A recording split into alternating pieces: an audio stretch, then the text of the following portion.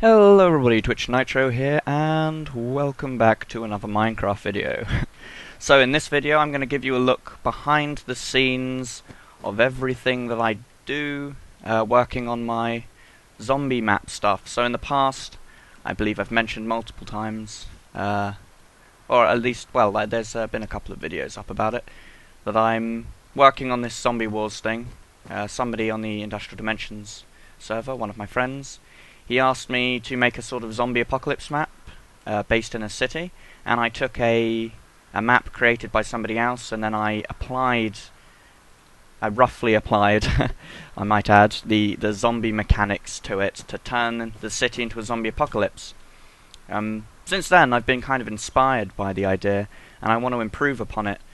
And so this is sort of like my template world. I'm building templates and stuff for which can, perform various functions and make pretty much any world I put these templates into a zombie apocalypse arena.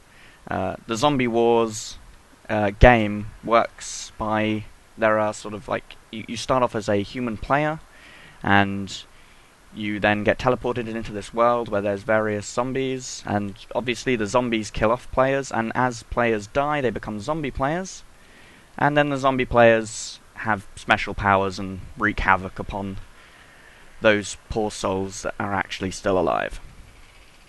So yeah, I guess I'll tour around and explain some of the different things I've invented. I just wanted to, show you guys a little bit of the stuff behind the scenes. Over here's my mob processing area. I mob edit. Yeah, I put this sign here so I could quickly find the chunk in certain MBT editors. I just place my mob of choice in here, and I can edit some stuff in this chest as well if I need to. Anvils and crafting benches even have their use in creative mode. I'm going to show you some of these when I turn it to night. These are 3 of the spawners. I'm going to turn them into wide area spawners. And yeah, zombies, baby zombies, archer zombies. Let's move on over to here. So, I came up with this concept for it, that there would be certain beacons, and if a living player was near the beacon, was like sort of on the beacon or standing nearby the beacon, everybody in a large area, every living player would get a certain effect applied to them depending on their level, and I came up with this prototype system. So there'd be a spawner somewhere here, so if you can imagine this green block is a spawner, I'd have the spawner there, or the spawner there, and it would be spawning a mob onto this pressure plate, and the mob would die after a certain period of time, and then a new one would spawn. And that sort of creates a clock. It also acts as the player detector, because a mob would only, I'd set the spawner so the mob would only spawn if a player was nearby this area. Yeah, so what would happen after the mob spawned was it would turn off this, and it would also send power to this command block, and this command block is testing that there is a player, that there is in fact a player in the nearby area. As there is, in this case, it outputs to this command block, which actually this one doesn't do anything at the moment. So I should have probably taken off this one. There we go.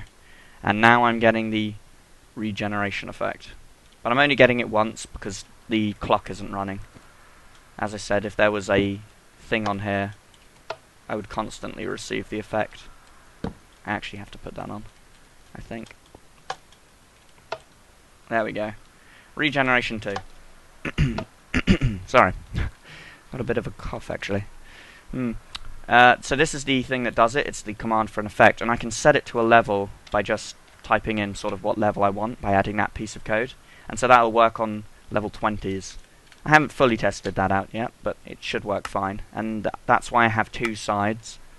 So I can have 4 different levels. So, for example, I could give, if a player is in the area and they're level 5, I could give them regeneration 1. And if they're level 10, I could give them regeneration 2. And then if they're level 30, I could give them like regen 5, something ridiculous. Just to reward living players for taking risks, and also to encourage sort of congregation on the surface, so, zombies can kill them. But it's a fair trade. That's the idea behind it. This is what it's going to look like. All the stuff inside. Yes, and so the player will be on here, and all the people in a 30 block, let's say, radius around this, and on this will get the effect. So very key point to defend. The map that I put out first will be available to the public. I also have some other ideas for minigames around this, like attack the zombie fort, where you have to run in and attack a fort full of extremely powerful mobs and take it over. Sort of super hostile base. Over here I have 2 templates for buildings that will sort of appear in the world on the surface. I have chests, and I'll put the special items I develop in the chests, or some extra food, armor, stuff like that. Where to next? Briskly moving on. This baby. I love this. When I made this, so this is a template, and this is a test template for basically choosing a class. I mean, it's fiendishly simple as well. A player will walk in, and they'll walk onto this pressure plate, which applies power to down here, and then this does various things. This clears their inventory if they have anything in it, which they won't at that time, but it's just in case. Oops. And this teleports them into this chamber. And while they're in this chamber, and while they're standing on this piston will be pushed up, so no one else can enter while this process is taking place. Inside the chamber, it's pretty cozy. Your head will be inside this iron bar, so it won't be suffocating, but you won't be able to punch any blocks.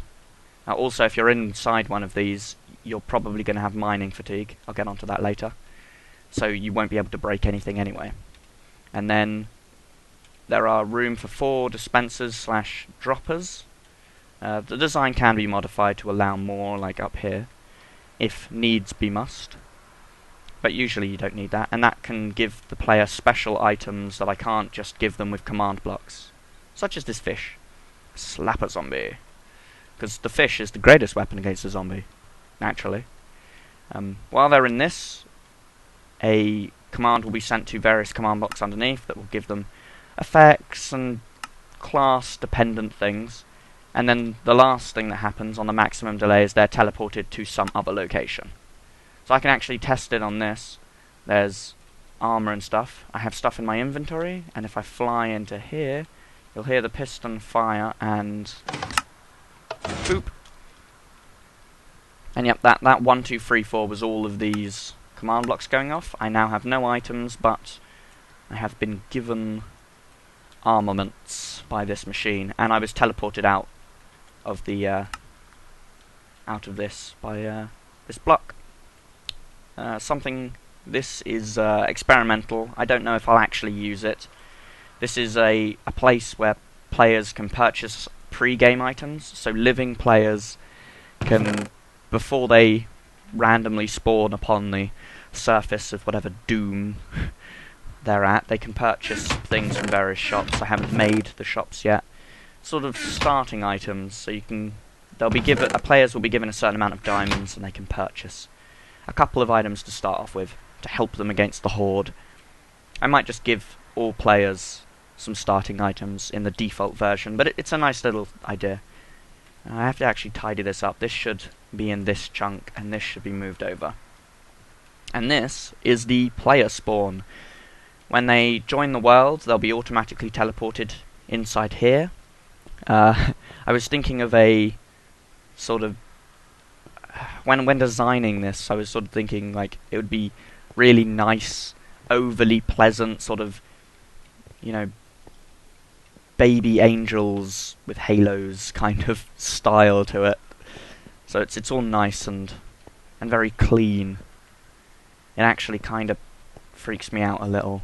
It's too nice. Too nice. But yeah, this is just a holding cell for people, and then the person who wants to start it will turn into creative mode and push a button up here.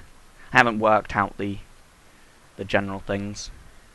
By the way, we are getting onto this. I know you're probably all wondering what the heck is this. Yeah, we'll move on to that.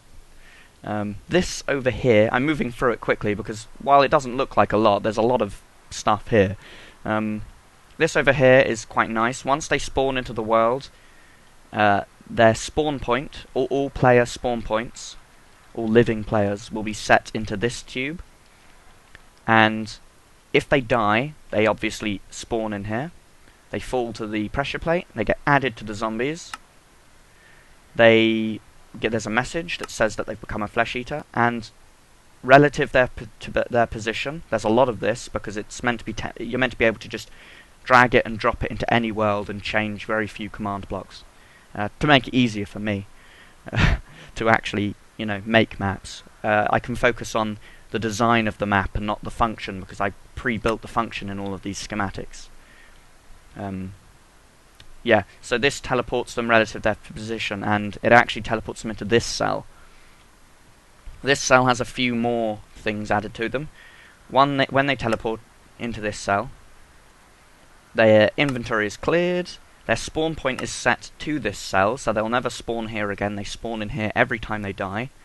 So these things happen every time they die. Their spawn point gets set again every time they die. They get cleared every time they die, and they get this. This is important. This effect makes and breaks some of this. This effect basically makes it so no one can break any blocks. Which means nobody can accidentally break something or what have you, unless they're in creative mode. So nobody can break out and such.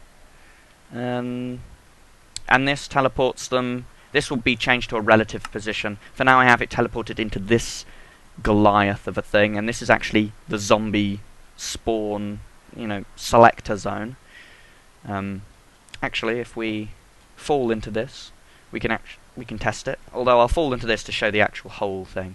So I should be teleported into there. Boop. There we go. The notice goes off. I have now mining fatigue. Although it won't work because I'm currently in creative mode. And you see it's just out here where I said. So let's go back into here. Change our game mode. Game mode into survival.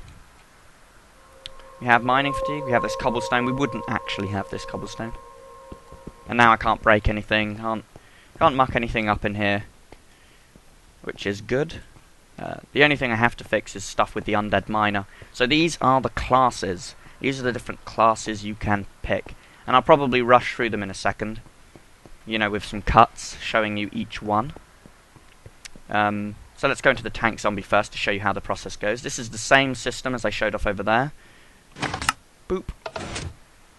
And I am now a zombie tank. Zombie tank's equipment. Still got the mining fatigue. I will show you quickly. Oh, and if you want to die at any time as you're as a zombie, you can drink this. Remember my head. I'm going to have some signs saying remember my head. Now, this is the spawn selection zone. There are 9 different spawn selection areas, so you can spawn at 9 different places in the map. Key points and locations, places where you can easily get from one location as a zombie to another location where perhaps a player will be.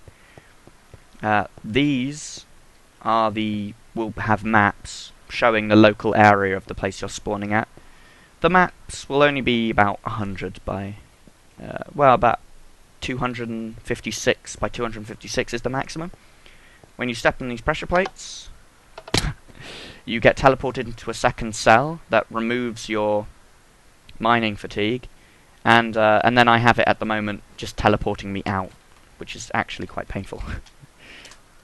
Yeah. So I'm just gonna quickly show off each of that's my quick way in and out as creative mode. That will remain there so I can make changes on the fly, or anybody who downloads the map can make changes on the fly if they absolutely need to. Although nothing should break. Let's see. I need some milk. Oh no, wait. No. There we go. And I will show you each of the things. Okay. So let's go.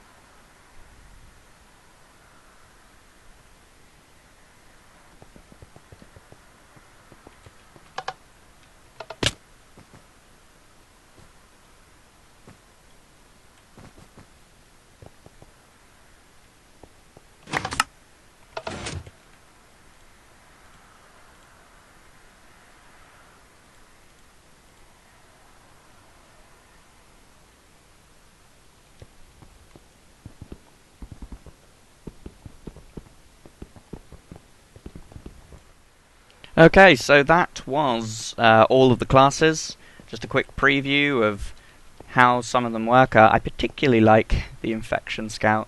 If you saw that, I spent a little bit more time showing off its capabilities because there are quite a few. Yeah, the only problem I'm having is with the Undead Miner. Obviously, somebody could place TNT while they're up there, which is bad, because they could blow it up. So I'm obviously going to have to put a warning on the Undead Miner, or I might actually remove the TNT. It might not be necessary to actually have the TNT on the Undead Miner. The whole idea of the Undead Miner is so there is a zombie that can quickly break through player fortifications. Infection Scout is obviously scouting, finding players, weakening players, good maneuverability, but very weak in terms of combat. You can only do, I think, 2 damage, which is 1 heart of damage with that wooden sword. Horde Mother Zombie, basically the potions master of the zombies. I decreased the amount of damage potions. You have to get the damage potions dead on your target, but if you do get them dead on your target, you can very quickly kill somebody, and with the hunger potion. You used to get 2 hunger potions. I removed that. I had to nerf it, basically. Very easy to kill. Doesn't have the maneuverability, so can't escape from being killed as easily. Zombie Ranger, another quite maneuverable class, can give the maneuverability to other zombies because it's a splash potion, and obviously it uses range. Mediocre armor. Tank Zombie, lots of armor, strength potions that it can give to other zombies as well, and it kills things. Your box standard tank. It takes hits, it kills things. So pretty good. I did have it in the past as the tank zombie having slowness, but that was just annoying as a tank zombie. With the new zombie mechanics, I'm actually looking forward to testing this. Right, so on to the cream of the crop, the big thing that's been the elephant in the room. So it's actually a deceptively simple purpose. This goes in the center of the map, and it's responsible for the demise of pretty much all the first players. This spawns the zombies. This lower section is actually below sea level, and the entire thing is pretty much embedded in the ground except for this bit which pokes up. So all of this is underground, and this spawns zombies and the skeletal zombies in caves.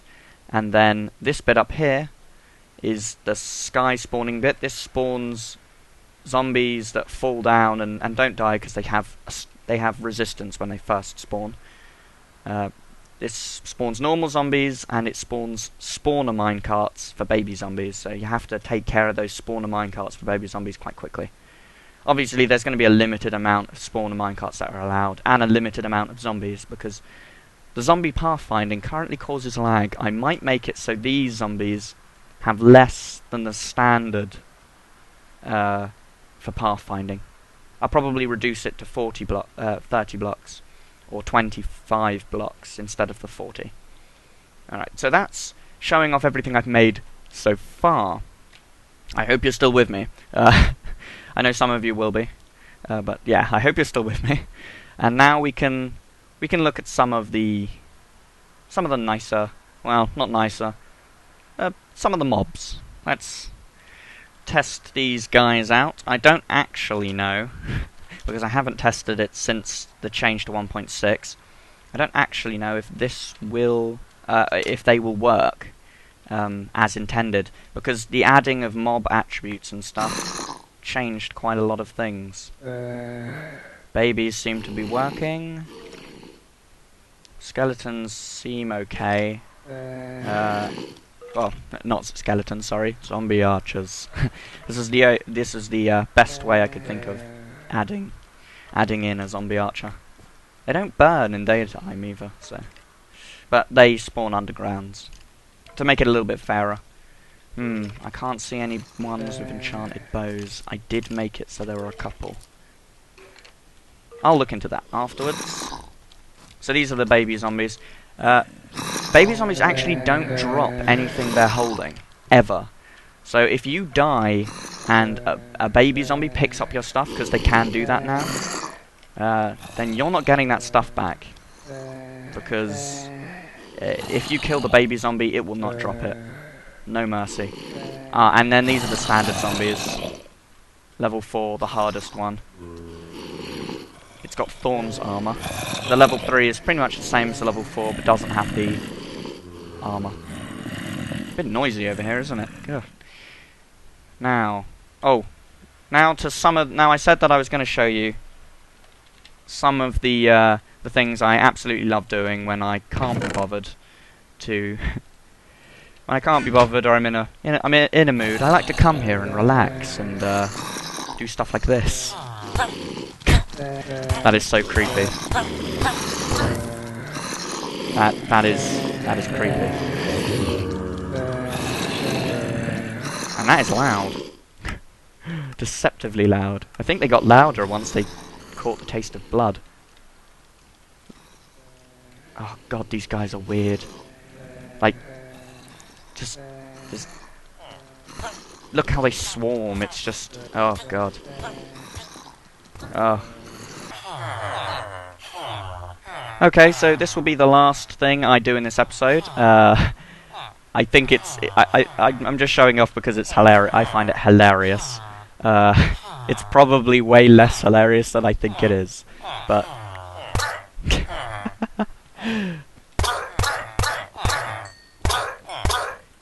there's like a thudding sound, and then why did Abode? Why did you give them such ridiculous and annoying sounds? Oh god. That's I shouldn't find that funny. I shouldn't find that funny. It's like an orchestra.